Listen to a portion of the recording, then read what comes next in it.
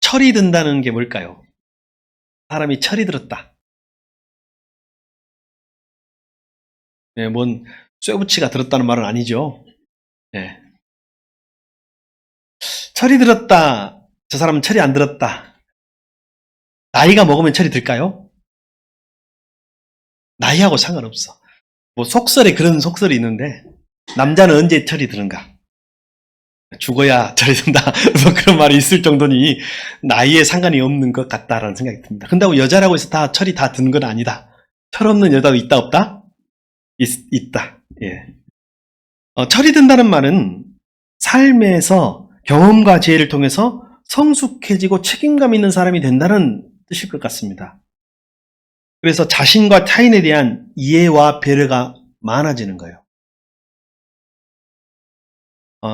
철 없다라고 생각되면 그림이 하나 연상됩니다. 마트의 장난감 코너를 딱 지날 때 아이가 사달라고 때를 씁니다. 너 집에 이거 똑같은 거 또 있잖아. 안 돼. 다음에 사줄게. 아직 엄마 얼굴 받으면 그때 사줄게. 이렇게 말할 수 있잖아요. 그럼 그 애가 거기서 알았어요. 다음에 사주세요 하면 철이 든 건데 철이 안 든 애라면 어떻게 할까요? 많이 드라마나 영화에서나 실제로 보면 주저앉아가지고 엉덩이 깔고 앉아가지고 막 때를 쓰는 모습을 보면 아직 철이 덜 든 것이다 라는 생각을 해볼 수 있습니다. 왜냐? 엄마의 마음에 공감이 없잖아요. 제가 우리 아이들이 철이 들고 있다는 생각을 한번 하는데 지난주 주일 저녁인가 가정예배 드릴 때 가정예배 끝나고 나서 찬진이가 제가 매달 주기로 한 용돈이 있거든요.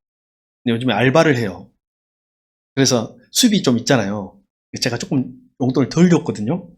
그랬더니 주시기로 한 용돈을 주십시오라고 저한테 강력하게 말을 했습니다.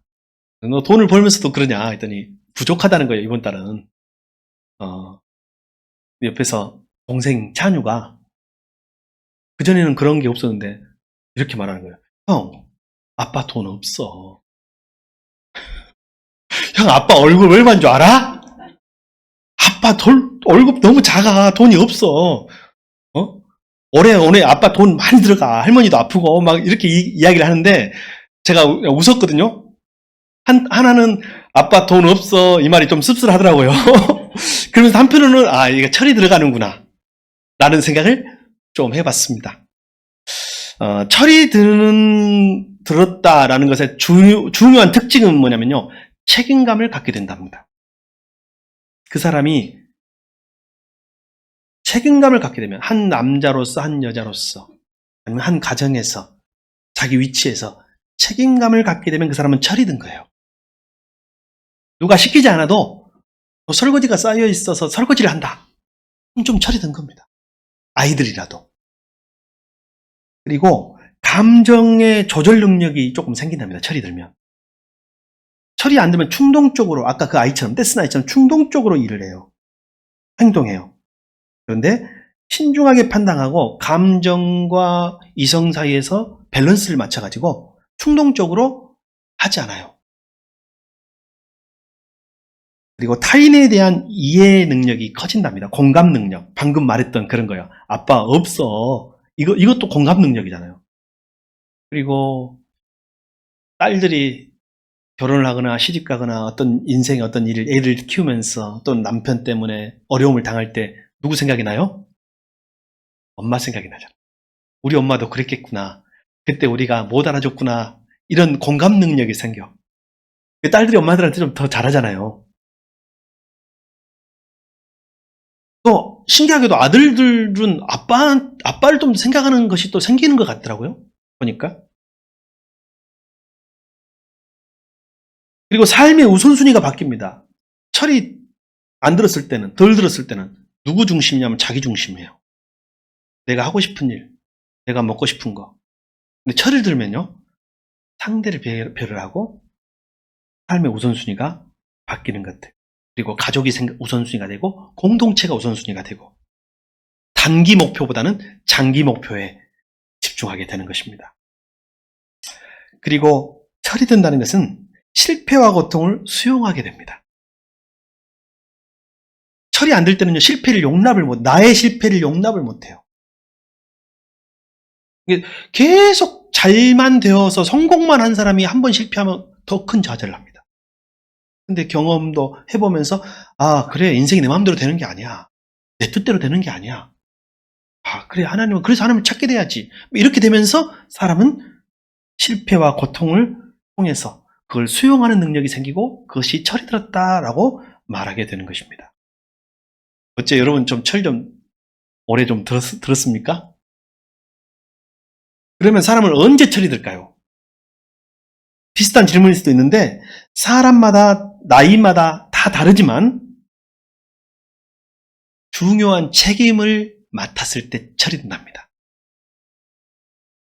중요한 책임을 맡았을 때, 예를 들면 아이들이요, 책임 있어요 없어요? 집에서 저게 나중에 사람 구실을 하려나? 이런 생각 할 때 있죠. 막 하루 종일 자버린다든지 지각을 밥 먹듯이 한다든지 막 이럴 때 있죠, 애들. 그때 제가 나중에 어떻게 살려나? 이런 생각이 부모로서 들 수가 있거든요. 저도 그런 부모였습니다. 근데 찬진이가 과외 알바를 시작하면서 저게 그래도 지 몫을 하는구나 라는 생각을 좀 알바를 해봐야 되겠더라고. 그래서 돈을 떠나서 아이들이 한번 알바를 통해서 그런 책임 있는 일을 한번 해봐야 돼요.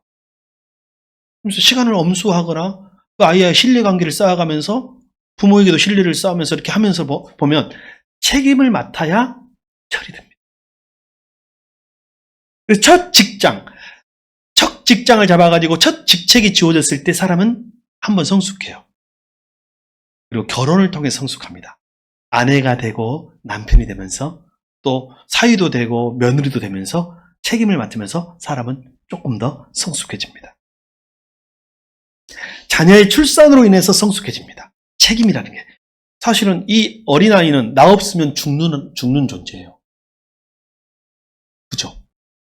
이 아이는 엄마 없으면 죽는 존재예요. 엄마가 세상이고 전부예요. 엄마가 하나님이에요. 다른 것은 나 아니어도 다른 사람한테 좀 맡길 수 있는데 이 아이는 나 아니면 안 되는 거예요. 책임이에요. 책임. 철이 들어. 이게 철이듦이에요. 그리고 또한 언제 철이 드는가? 고난이나 실패를 겪었을 때. 경제적인 어려움으로 참 어렵구나. 경제적인 어려움을 통해 사람이 내 뜻대로 내 마음대로 되는 것이 아니구나. 내가 사고 싶은 거 다 살 수 없구나. 내가 쓰고 싶은 돈도 다 쓸 수 없구나. 그러면서 겸손해지고 그리고 자기가 약한 존재라는 것을 깨닫게 돼요. 그리고 사람은 고난과 실패를 겪으면서 겸손해집니다. 그래서 고난을 겪어보지 않는 사람 대화가 잘 안 됩니다. 되게 자기중심적이에요. 그리고 인간관계의 갈등이라든지 큰 실패를 통해서 인생의 본질을 깨닫게 됩니다. 그게 중요한 게 아니구나. 잃어보면 알아요. 잃어보면. 실패보면 압니다. 그리고 우선순위를 다시 생각하게 됩니다. 돈만 추구하고 살다가 돈을 잃어보니까 가족이 얼마나 소중한 걸 알게 돼요. 가족이 중요한 거. 그리고 타자라고 합시다. 타자를 깊이 이해하게 될 때 우리는 철이 듭니다. 이 타자라고 한 이유는 하나님을 포함해서입니다. 다른 사람이 이해가 안 돼요. 철없는 사람은. 내가 먹고 싶은 거 먹어야 돼. 내가 가고 싶은 데 가야 돼. 그런데 철이 들면 당신은 뭐 먹고 싶으세요? 당신은 어디 가고 싶으세요? 당신은 뭐 하고 싶으세요? 라고 물어보게 돼요.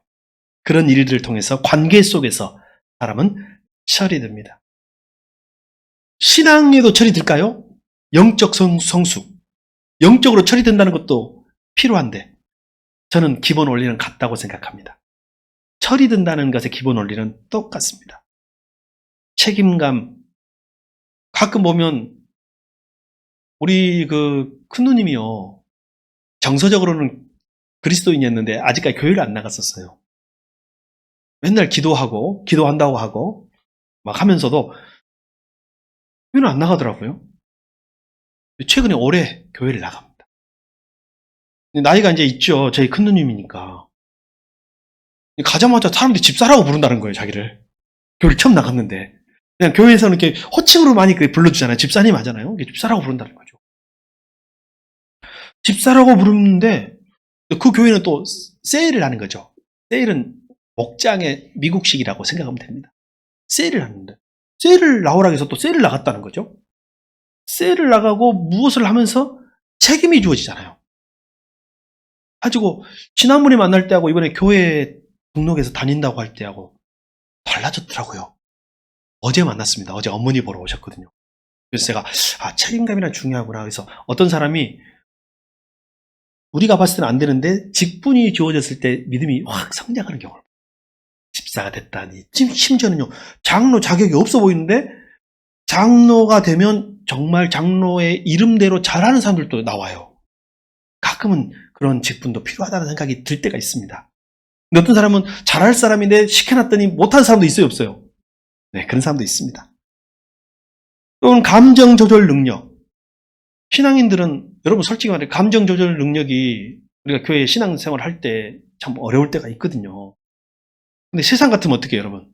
일반 세상 같으면 내가 하고 싶은 말 하고 하고 싶은 대로 하고 표현도 하고 아니면 아니라고 하고 싫으면 싫다고 하고 당신 틀렸어 라고 말할 수 있지만 교회는 그게 좀 어렵잖아요. 그죠? 왜 어려운지 아세요? 저도 교회 아니면 여러분 제가 이렇게 안 삽니다. 저도 할 말 다 하고 살 겁니다. 근데 왜 제가 목사로서 할 말을 다 못하고 살겠어요? 여러분도 마찬가지고. 영혼이 달려있기 때문에. 영혼, 생명이 달려있기 때문에. 실족할까 봤어. 그 제일 중요하고 예민한 부분 아닌가요? 그래서 교회도 비슷해요, 다. 근데 핵심은 뭐냐면 이걸 신앙적으로 설명해 볼게요. 십자가를 통해서 성숙해집니다. 십자가를 질 때 성숙해져요. 이 십자가를 진다는 말 다른 말로 할게요. 섬김입니다. 뭐라고요? 언제 영적으로 성숙한다고요? 섬길 때. 섬김 없는 사람은 30년 교회 다녀도 악입니다. 50년 교회 다녀도 악이에요. 영적으로. 섬김을 통해서 십자가를 통해서 사람이 성숙해요. 근데 진짜 하고 싶은 말 하나 더 있습니다. 그리스도인은 기도로 성숙해집니다. 기도를 할 때 그리스도인은 다시 태어납니다. 하나님 안에서. 기도를 통해서 하나님과 관계가 맺어지면서 하나님을 통하여 다시 하나님과의 만남이 이루어집니다. 기도 없는 그리스도인은 태어나긴 했지만 철이 안 든 것입니다. 언제까지? 기도할 때까지. 기도해야만 하나님과 만나는 거예요. 이제 나와도, 이제 믿어도 기도하는 사람은 철이 들어가고 있는 것이지만 오래오래 믿어도 기도 없는 사람은 계속 아예요. 30년 믿어도 아예요. 오랜만에 옛날 교회 성도를 길에서 만났습니다. 전에 다른 교회. 서로 비슷하게 늙었을 거예요. 서로 늙었을까요? 안 늙었을까요? 오랜만에 만나 서로 늙었어. 솔직히 나 놀랬는데 표현 안 했어요. 근데 대화를 한 10분 정도 길에서 하는데 하나도 안 성장했어. 몸만 늙었더라. 기도를 통해서 그리스도인은 철이 들고 성숙합니다. 또한 기도를 통해서 그리스도는 성장합니다. 기도의 체험이 없는 사람은 신앙이 성장하지 않아요. 기도할 뿐 아니라 기도를 통해서 응답을 체험하고 응답을 경험하고 하나님의 살아계심을 경험할 때 확신이 들잖아요. 머리로만 듣는 것이 아니라 귀로만 듣는 것이 아니라 내가 기도할 때 그것이 이루어지고 우리 이번에 선교팀 있잖아요. 우리 비전트리. 우리 이제 이번 주부터는 서로를 위해서 기도하는 기도 훈련을 하고 서로 손을 얹고 기도도 해주고 하면서 진짜 기도 훈련을 시킬 거예요. 가면은 그렇게 할 거거든요. 가면은 우리 선교지 가면 가정 이 마을에 방문해가지고 가면은 아픈 사람 있으면 기도해줘야 돼, 안 해줘야 돼요? 예수 믿으셔처럼 해야죠. 우리가 그 기도를 통해서 신앙이 성장하는 거예요. 체험을 해야 돼. 자, 체험 없는 신앙은 성장이 없습니다, 여러분. 여러분 하나님을 체험하고 기도 응답을 체험하고 있습니까? 그러면 여러분 10년 전이나 20년 전이나 여러분 똑같은 아기입니다. 그리고 기도를 통해서 그리스도는 성숙합니다. 여러분 기도를 통해서 왜 성숙할까요? 철없을 때 기도는 뭔지 알아요? 하나님을 바꾸려고 하는 기도. 하나님 이렇게 해주세요. 하나님 이거 주세요. 이게 철없을 때 기도예요. 근데 어느 순간 주의 뜻이 이루어진다는 것을 깨달아요. 그리고 주의 뜻을 구하게 돼. 그래서 기도를 통해서 어떻게 된다고? 사람이 성숙해지는 거예요. 그래서 오늘 그 기도의 능력, 기도의 변화, 마지막 우리가 성숙하고 성장하고 성숙하기 위해서 기도가 필요하다고 해서 오늘 말씀은 그 기도에 대한 부분입니다. 기도에 대하여 실험한 연구 결과가 있습니다. 미국 샌프란시스코 대학병원에서, 그러니까 샌프란시스코 대학병원이면 제법 큰 대학병원입니다. 미국에서. 샌프란시스코 대학병원에서 실험을 합니다. 레리 도시라는 학자가 실험을 하는데 무작위로 393명의 환자를 뽑아냈습니다. 그 병원에 실제로 입원해 있거나 치료받는 환자 중에 393명을 뽑았고 거기서 또 무작위로 192명을 출원했습니다. 그리고 192명 환자에게 병원 치료와, 샌프란시스코 병원이니까 병원 치료와 기도를 해주기 시작합니다. 여러분, 미국 병원엔 다 목사들이나 기도하는 사역자들이 있어요. 우리나라도 많이 있잖아요, 요즘에. 그래서 그 192명에게는 특별히 기도를 해주기 시작해요. 그리고 그들이 누가 더 치료가 빠르고 누가 치료 효과가 큰가를 연구 결과로, 임상으로 발표한 것이 있습니다. 어떻게 됐을까요, 여러분? 기도, 192명의 기도를 병행한 사람들에게 일반 치료만 한 사람보다 완쾌율과 치료율이 훨씬 높았다는 연구 결과를 발표하는데, 사실 이런 임상 결과는 아주 너무 많이 있습니다. 기도는 단지 마음을 다스릴 뿐만 아니라 실제로 능력이 있어요. 여러분 삶에서 이 기도의 능력을 경험하시기 바라요. 일반 치료만 받는 일반인처럼 그리스도인이 기도하지 않는다면 여러분, 우리는 철이 든 것이고 악의인 거예요. 기도, 아까 실험이라고 했는데요. 이 실험이 실전이 되어버렸어요. 오늘 본문에는. 이스라엘 왕조가 42명이었는데 이 42명의 왕 중에 누가 가장 악한 왕이었을까요, 여러분? 한 사람만 추천해 주십시오, 저한테. 아합이라고 합니다. 저쪽에서 아합이라고 합니다. 저도 그렇게 생각합니다. 이스라엘 42명 역대 왕 중에 가장 악한 왕은 아합이었습니다. 왜? 여러분, 성경을 읽어보면 알아요. 근데 보면 아합 왕이 결혼을 하잖아요. 결혼을 하는데 아합 왕은 누구를 아내로 삼냐면 그의 장인, 그러니까 그의 아내의 장인이 이스라엘 사람이 아니라 시돈이라는 나라의 왕이었습니다. 시돈은 당시 도시국가거든요. 도시국가인데 시돈이라는 나라의 왕이었는데 원래 그 사람은 바알의 제사장이었어요. 그래서 이름이요 엣바알이에요. 뭐라고요? 그러니까 원래 바알의 제사장이었는데 반역을 일으켜가지고 왕을 죽이고 왕까지 된 사람이에요. 그렇죠, 여러분. 그리고 그의 딸이 있었는데 그의 딸 이름이 이세벨이었어요. 그의 딸 이름이 이세벨이었는데 이 이세벨을 이 아합하고 이제 정략결혼, 정치적인 정략결혼을 맺은 거예요. 근데 여러분 나중에 보면 알지만 이스라엘의 왕은 실제 누구였어요? 아합이 실제 왕이긴 하잖아요. 근데 아합의 영적 스승이 따로 있었습니다.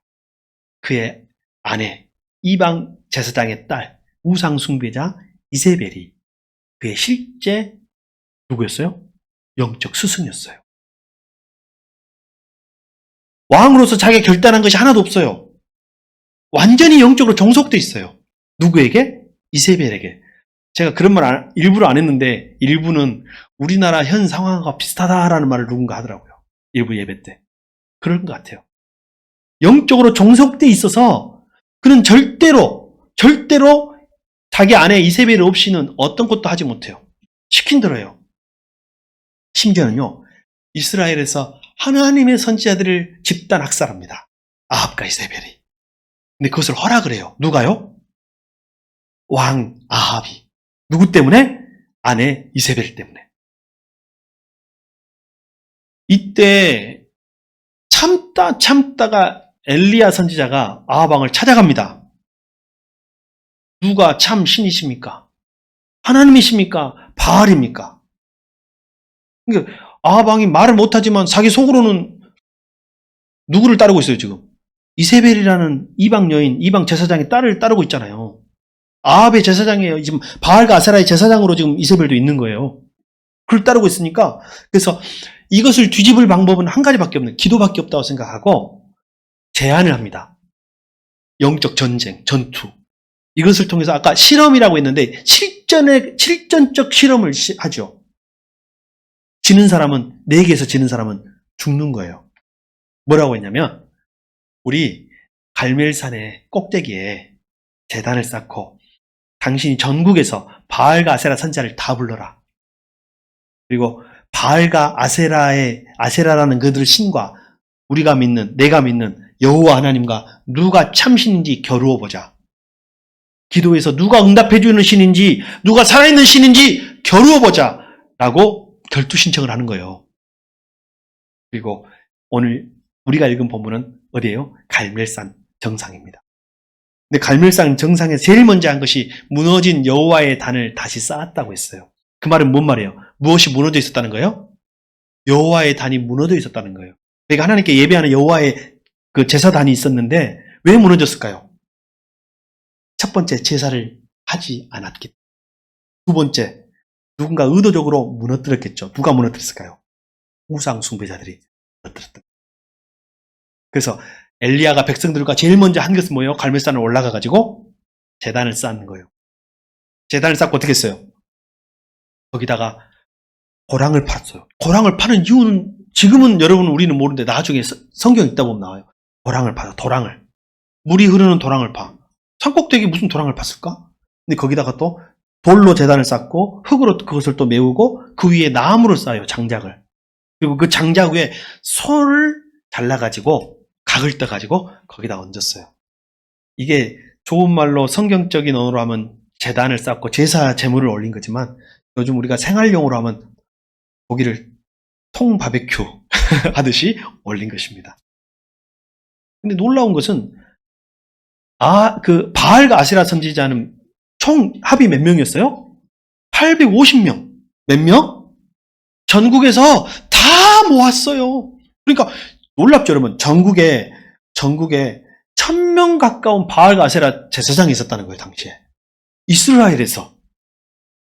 여기서 지금 우리 안에 있는 바알과 아세라 신상을 찾으면 우리 안에 몇 개나 나올까요? 우리 안에.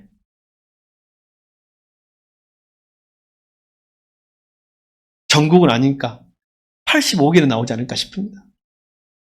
자, 바알과 아세라 제사장들을 다 불러 모으고 그들은 그들 신께 기도해서, 그들 신은 누구예요? 바알 신과 아세라 신께 기도해가지고 이 제단에 불이 떨어지게 해라는 거죠. 근데 그들이 처음에는 그들의 신의 이름을 부릅니다. 바알의 이름을 부르고 아세라의 이름을 부르고. 근데 여러분, 바알과 아세라가 응답을 해요, 안 해요? 소리로도 하지 않고 하늘에서 불이 떨어지도 않고 번개도 치지 않고 계속 침묵이에요. 조용해. 백성들은 다 보고 있고 왕도 보고 있어요. 그러니까 이들이 더 점점 세게 기도하기 시작해요. 바알과 아세라 선지자들이 더 강하게 하다가 나중에는 노래도 하고 춤도 추고 별짓을 다 해도 그들의 신이 침묵하니 그들이 최후의 방법을 씁니다. 왜? 여기서 지면 어떻게 되는 거예요? 죽는 거예요. 결투거든, 결투. 끝나는 거예요. 그들의 종교만 끝나는 게 아니라 제사장들의 생명도 끝나는 거예요. 목숨 걸고 하는 거예요. 그들이 마지막 최후의 수단을 씁니다.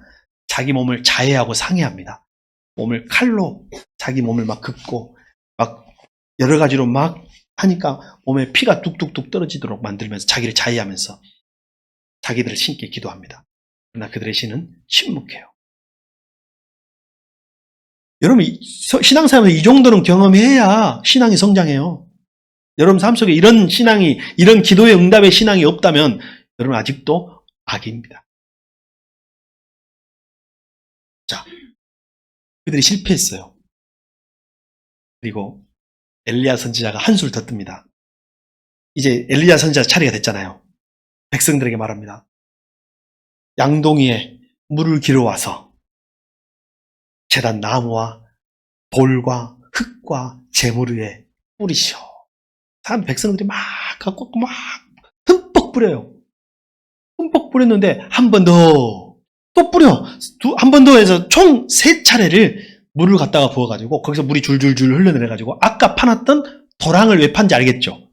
도랑을 판 그 도랑에 물이 흘러내릴 정도로 물을 부어요. 다 촉촉이 젖었어요. 그리고 하늘에서 불이 떨어. 잠깐만 우리 어린이들 이리 와봐. 아라나 이리 와봐. 화장실. 예배 시간 1시간은요 우리 화장실 참을 수 있습니다. 아셨죠? 어린이들 훈련을 받아야 돼. 이것도 참을 수 있습니다. 자, 그러면 어떻게 될까요? 물을 왜 부으라 했을까요? 여러분, 그냥 불이 떨어져도 탈까 말까 할 상황에서 물을 왜 부으라고 했을까요?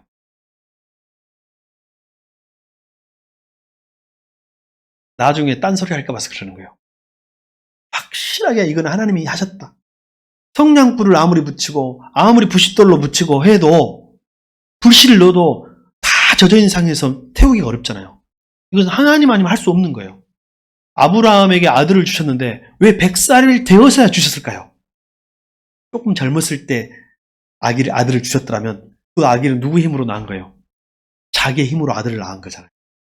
그래서 하나님이 여러분 100살에 주신 것은 이건 하나님이 하셨다라는 것을 하나님이 보여주기 위해서예요. 엘리야 선지자가 왜 이토록 물까지 부어가면서 이런 상황들을 만들었냐면 하나님이 하셨다. 하나님이 살아계시다. 하나님은 응답하신다. 기도하면 들으시고 참신다라는 그 말을 하기 위해서 물을 부으라고 한 거예요. 그리고 나서 엘리야가 하늘을 향하여 기도하기 시작합니다. 여호와께서 참 하나님이신 것과 내가 주의 종인 것을 알게 하옵소서. 여호와께서 참 하나님이신 것과 내가 주의 종인 것을 알게 하옵소서. 이렇게 기도해요. 자, 우리도 한번 기도할까요? 우리도 한번 딱 엘리야처럼 기도합시다. 하늘을 향해서 시작. 여호와께서 참 하나님이신 것과 내가 주의 종인 것을 알게 하옵소서. 한 번 더. 여호와께서 참 하나님이신 것과 내가 주의 종인 것을 알게 하옵소서. 여러분이 직장에서 어려움 당할 때 이렇게 기도하십시오. 여러분 가정에서 믿지 않은 가족 때문에 어려움 당할 때 이렇게 기도하십시오. 여러분 세상에 나가서 이렇게 기도하십시오. 그랬더니 하늘에서 불이 떨어졌습니다. 글쎄요, 이 불이 우리가 아는 불덩인지 번개불인지는 모르겠지만 번개에 가깝지 않았을까라는 생각도 해봅니다. 근데 그 불이 거기에 쌓아놨던 물에 젖은 나무를 사르고 흙도 태우고 돌도 태우고 도랑의 물까지 다 태워버립니다. 놀랍죠? 이것을 보자 방금 기도의 응답이 일어납니다. 불이 떨어진 게 기도의 응답이 아니에요. 진짜 응답이. 백성들의 변화가 진짜 기도의 응답이었던. 백성들이 그것을 보고 이렇게 말합니다. 여호와 그는 하나님이시로다. 뭐라고요? 여호와 그는 하나님이시로다. 오늘 설교 제목입니다. 이 놀라운 광경을 지켜본 백성들이 방금 엘리야가 기도했던 그대로 따라서 고백하기 시작합니다. 여호와 그는 하나님이시로다. 시작. 여러분이 기도하면 여러분 직장에서 너의 하나님은 살아있는 것 같아. 내가 교회를 다닌다면 너희 교회 다니겠다. 혹시 여러분 교회 안 다니는 사람 중에 내가 만약에 교회에 다닌다면 당신 교회 다니겠다고 말하는 사람 있어요? 그 정도는 돼야 합니다. 그 정도는 돼야 돼요. 자, 말씀을 마무리하겠습니다. 여러분 기도함으로 날마다 영적 싸움에서 승리합시다. 제가 그랬죠. 아까 성도는 그리스도인은 어떻게 영적으로 성숙하고 철이 드는가? 십자가와 기도예요. 섬김과 기도입니다. 기도는 영혼의 호흡입니다. 들숨과 날숨이 있습니다. 숨은. 그래서 하나님과 소통하고 대화하면서 하는 거예요. 그래서 한 번이라도 하루라도 쉬게 되면 죽음이에요. 선악과를 따먹고 아담이 죽었어요? 안 죽었어요? 한참 있다 죽어요? 그건 육의 생명이 죽이지만 그의 영은요 선악과를 따먹고 하나님과 기도가 단절된 순간 죽은 거예요. 영적으로. 2025년에 매일매일 기도합시다. 매일매일 들숨과 날숨의 삶을 사시기 바랍니다. 그럼 하나님의 살아계심을 여러분이 알게 될 것이고 여러분을 통하여 세상이 알게 될 것입니다. 뿐만 아니라 기도는요 축복의 통로입니다. 하나님은 각종 귀하고 아름다운 복과 은총을 기도를 통하여 주십니다. 하나님이 어떤 일을 하시고자 하실 때는 절차가 있는데 어떤 절차가 있냐면 누구를 통해서 기도를 하게 하세요. 기도를 하게 하신다니까요. 하나님은 기도를 먼저 시키시고 그 일을 하나님이 응답해 주신 순서대로 일을 하세요. 절대로 하나님이 급해가지고 먼저 하지 않아. 하나님은 지금도 할 수 있지만 그렇게 하지 않으세요. 하나님이 궁극적으로 원하시는 하나님의 최종 목표는요. 우리가 변하는 거기 때문에. 기도를 통해 그리스도인은 다시 태어납니다. 하나님을 새롭게 만나게 되거든요. 기도를 통해서 그리스도인은 성장합니다. 체험적 신앙을 갖게 되거든요. 그리고 기도를 통해서 그리스도인은 성숙합니다. 내 자신이 기도하는 내가 변화되거든요. 2025년에 기도함으로 날마다 영적 싸움에서 승리합시다. 기도하겠습니다.